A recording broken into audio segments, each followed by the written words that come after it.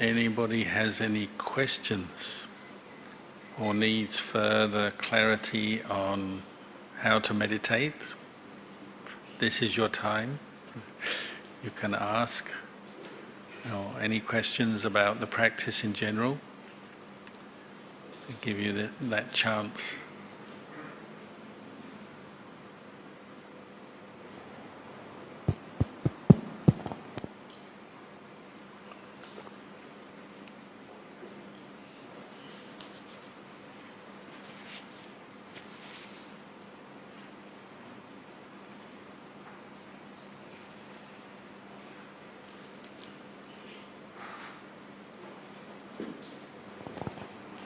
Thank you, Luang Por, for the meditation and the talk.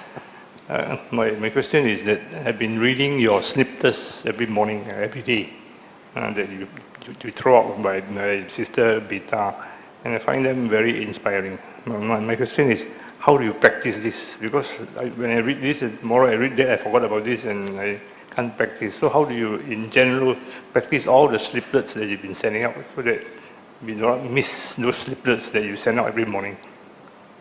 Those inspiring snippets that Sister Bita sent out every morning.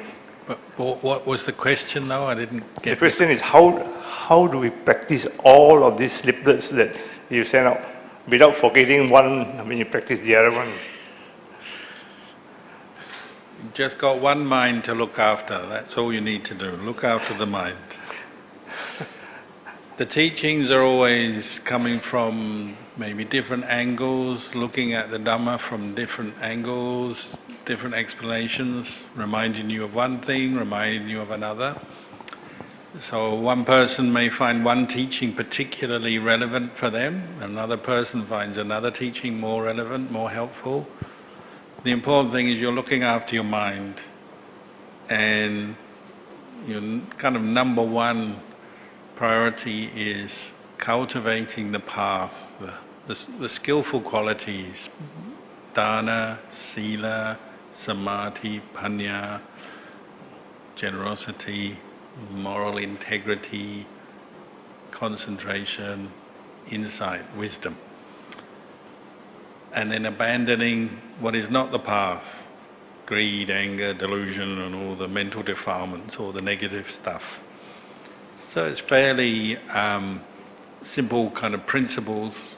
There's things you're cultivating, developing, maintaining, and then things you're abandoning and preventing from arising again. So divide your practice up like that, but of course for you, in each person in their own life situation, at home, at work, we have all kinds of challenges and we forget the Dhamma, so Dhamma teachings help you both to remind you and then help explain further what you need to do, remind you, explain further, and then you have to draw whatever you've read or heard into your heart and keep using it and reflect internally. Your job is to internalize the Dhamma and try to compare your own experience with what you've heard, what you've learnt, and then bring it in and say, it's like this, the peaceful mind is like this, the mind that's very disturbed, it's like that, greed is like this, mindfulness is like that, patience is like this. You're cultivating these qualities, getting to know your mind and then looking after it. It takes time. Just keep doing it. Don't give up. Yeah, thank you, Walk.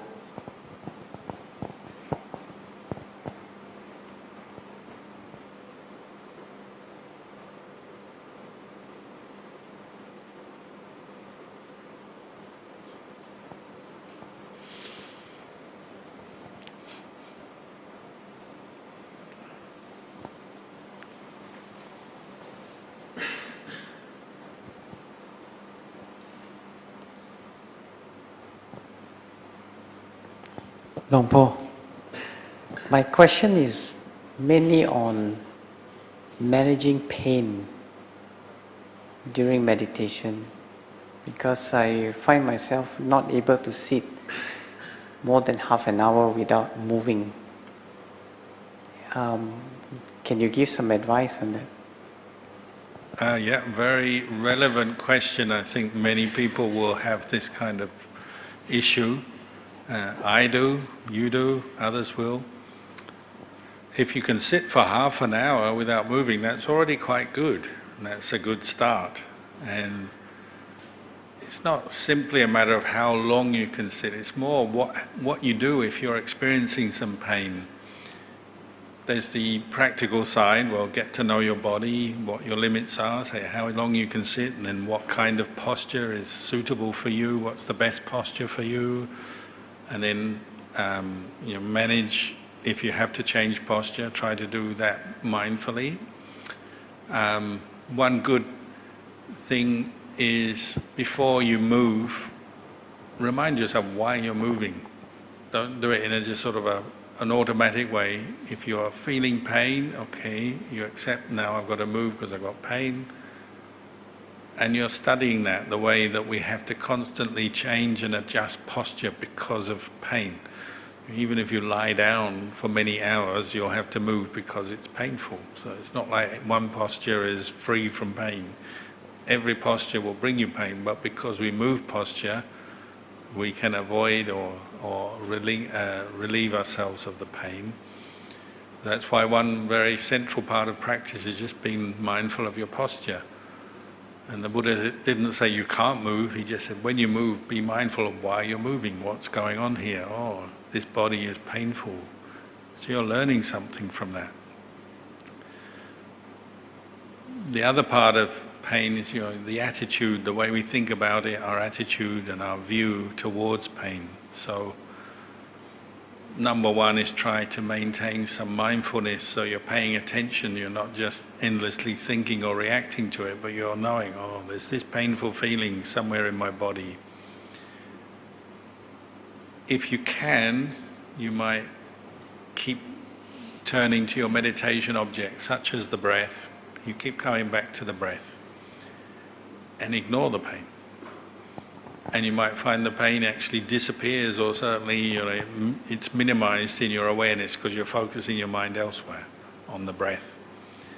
And that's something very useful to develop, the ability to concentrate on the breath and ignore and let go of pain. And sometimes you'll do that successfully and your pain will disappear and you're just with the breath. And then that gives you one understanding is, pain can come and go. It's not a permanent thing. It's a feeling that arises, ceases. So you're learning about it, using the breath as a guidance and a way to develop a different or a better understanding of things. But sometimes you can't stay with the breath. The pain is getting stronger and it pulls your attention. It's very disturbing. We have to accept that. So again, accept it. Don't worry about it. Don't get upset by it. Just accept, okay, yeah, my body is bringing me pain. This body is bringing me pain at the moment. What can I learn from this? So maybe actually turn your attention, put your attention on that painful feeling. So say it's somewhere in your legs or your back. You've got your eyes closed. Actually send your mind to that area where you're feeling pain. See if you can just stay with the pain, get to know it better for a while. You can ask questions, this pain, it's there, where is it, how intense is it? Is it over a wide area, or is it focused on just one small area? Is it more like a pinprick, or is it a very kind of wide, dull kind of pain just spreading out? What is feeling this pain? There's pain in the mind is aware there's pain, but is the pain in the body, in the bone? I don't think bone feels pain. Nervous system, they kind of run through the muscles, so you're sort of looking at and investigating what pain is, where it is, how intense it is. You could ask the question, can I stand this pain? Can I bear with it?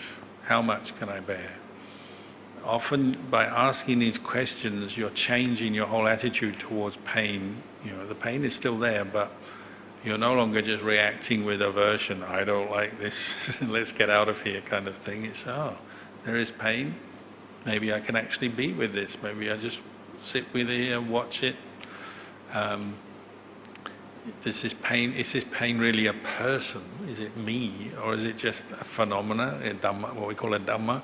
It's arising, there's causes and conditions, your leg has been in one posture for a long time, maybe the blood flow is impeded a bit, there's some tension on the nerves, so this pain has come up. But is that actually a person or just a phenomena, a part of nature showing itself? I'm just giving you examples here as you studying and learning about pain with mindfulness to the best of your ability, and you'll probably reach a point where either the pain subsides and you can carry on sitting, or it becomes so intense you can't stay with it anymore. Okay, you accept that, and maybe you change your posture or even get up and have to go and do some walking and stretching perhaps. There's no one answer here, but the idea is you're making it a focus of your mindfulness and learning about it, and you're depersonalizing the whole thing. Because you notice when we're not very mindful or reflective, it's like, my pains, and that becomes your world at that time. It's like, my pain, my life is full of pain, or I am the one with pain. And if it gets really bad, we start telling everyone else about it, and we make it into a bigger, more kind of solid thing, and we identify with it as me, mine, myself. Whereas mindfulness is more depersonalizing it, you're knowing it, but you're not creating anything extra on top of it. So you're developing that skill to know things, pain in the body, painful memories, whatever. You're knowing it, but you're not building an attachment around it, reacting with craving, but you're just knowing it. And that's where we can find understanding and then peace through understanding. And for sure you'll find you can be with a lot more pain than you realized. And you'll notice a lot of the problem with pain is just what we think about it rather than the pain itself. But we also have our limits, and you have to know your limits, so don't push yourself to the point where you're just miserable, you hate the world and want to give up. Balance it between knowing the pain, working with it, being with it, and being kind to yourself. And when you have to move, just mindfully move, change posture, and you know why. So, but take it as something you're learning about. And different kinds of suffering are like this. It's something we can get to know. The Buddha said, comprehend suffering, get to know it as suffering.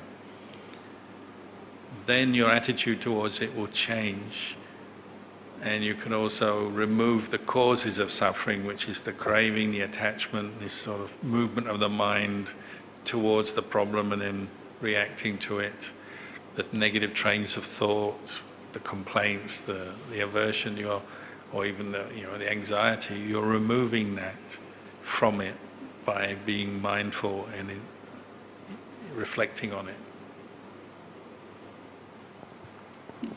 Thank you. Ajahn, can I ask a further question on that? Yeah. The problem is, Lompo, I've been practicing for many years, but there doesn't seem to be any progress beyond that half an hour. So, Well, you've been sitting here for 2 hours, so you can still sit here for 2 hours. But I was moving in between. That's normal. A bit of movement is normal, don't worry about it. Maybe you're too idealistic. Oh, I've got to be like a Buddha statue. You're not a Buddha statue, you're a human being, and human beings feel things. And each of us have a karma, and some people have more painful karma than others. Depends on all kinds of causes and conditions, your body type, your past actions, your lifestyle, how much you've meditated, how much you've done it, how kind of fit and agile you are, and then also karma. And maybe with the best body in the world, you've made a lot of karma in the past. I don't know you and what you did in the past, but maybe you've killed a few things, and so you've got a little bit of karma that you have to deal with. We've all got our skeletons in the closet, the things we've done. And there's one lady in Melbourne was telling me recently she's having all this pain in her feet, and I said, okay, what did you kill then? She said, no, I never killed anything. And then Well, actually, when I was young, my dad had me grab the geckos and then we take them out and kill them. Okay, maybe it's gecko karma. Who knows? You know, you can only speculate on these things, but occasionally people have their insights, don't they? They actually have a very clear vision or memory of some past action coming up, and then they know, oh, this pain maybe is related to some animal I killed or something like that. But you don't have to have those insights, but you can be aware, oh, this is the pain of just being a human being, having a human body is painful. That's teaching you something. So the number one priority is try and learn your lesson from it in the best way you can, rather than just running away or reacting with aversion. You know, try and take it as a teaching, but just mindfully move. If you have to move a bit, fine, that's very normal. And we all have learned, and you know, like through my life, when I started, I couldn't sit for more than 3 minutes. That was my maximum. So, you know, that's pretty hopeless. Then I gradually moved up where I can sit for hours, many hours. You know, when I was a bit younger, I could sit all night. And then now I'm getting older, pain again, so I'm back with the pain. But my attitude towards pain is a lot wiser and better than it was when I started practicing, you know, 45 years ago. So the important thing is having the right understanding. You listen to the Dhamma, practice some mindfulness, and then use what you've learned to deal with that problem so you're not creating suffering out of it. That's where, you know, you're turning it into Dhamma practice rather than just my pain, my problem, which is what we tend to do. So it's okay to move, you know, mindfully change your posture a bit. That's okay.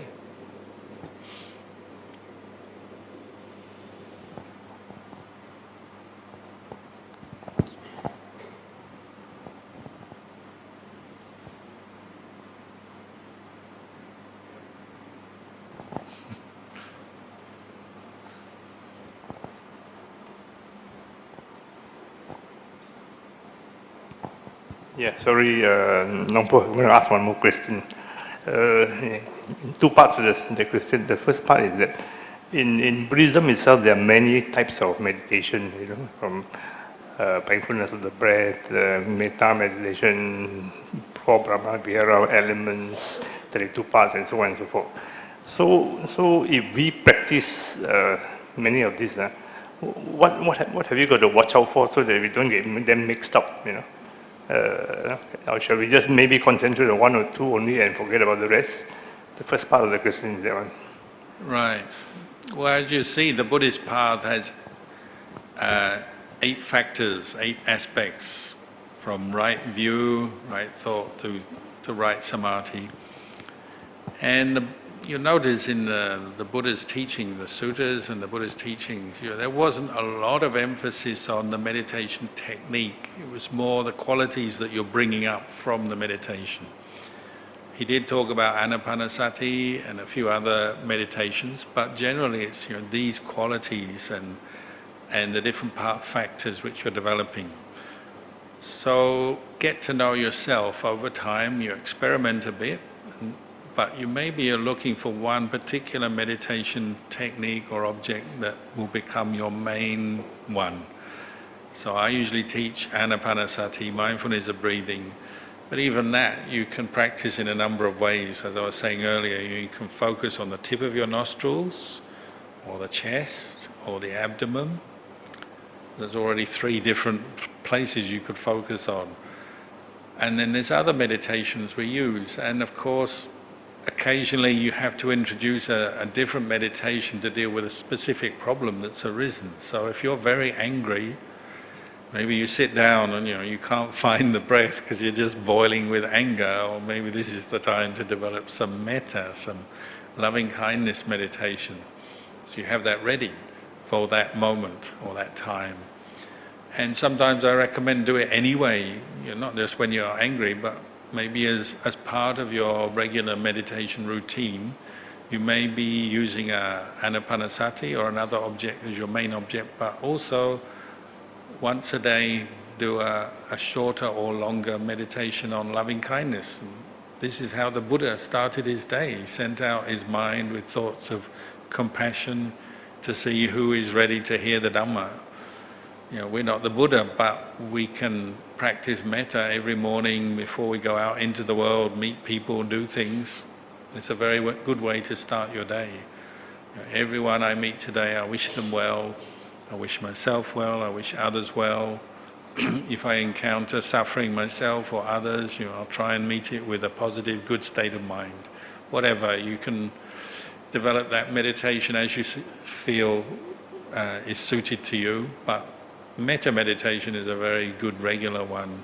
Anapanasati. Another one the Buddha encouraged us to meditate on regularly is death, in the sense of the impermanent nature of life. We're not here forever.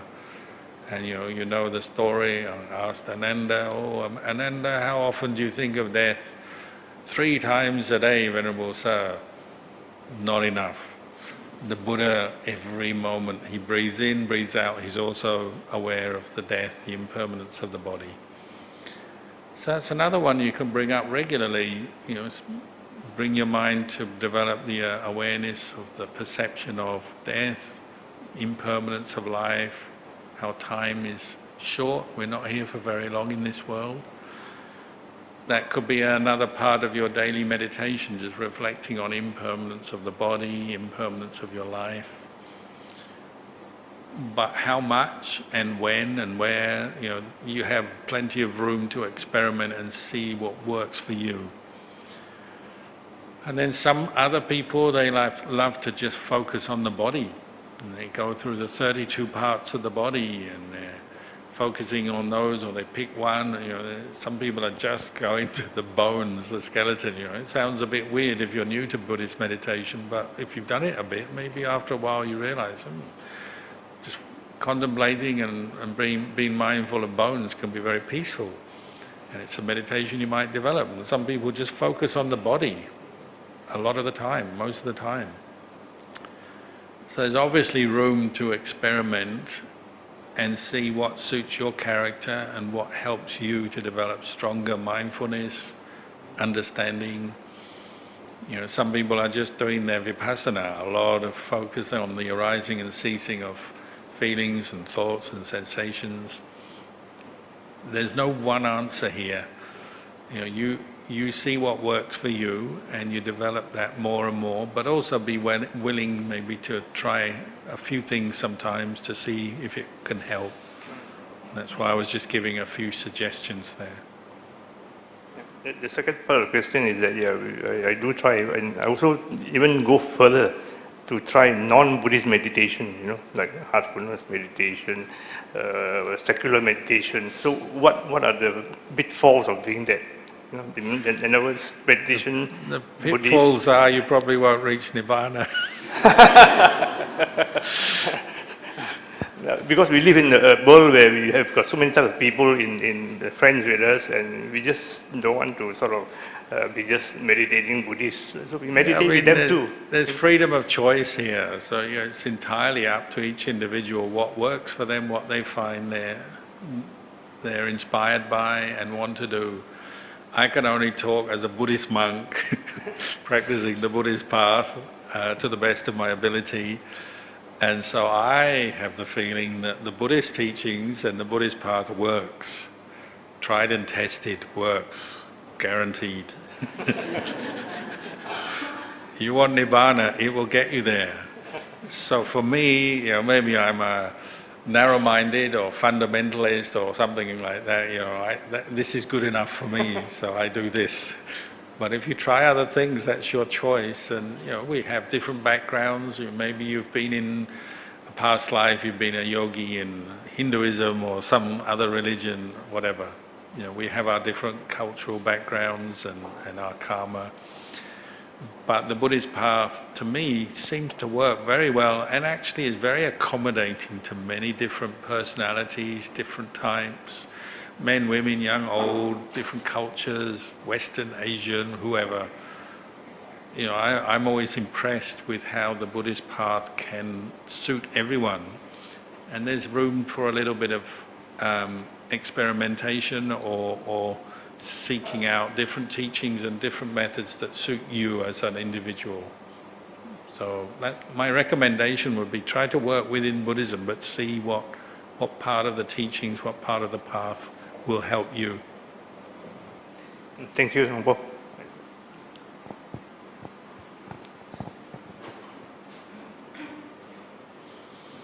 We've reached the end of the session.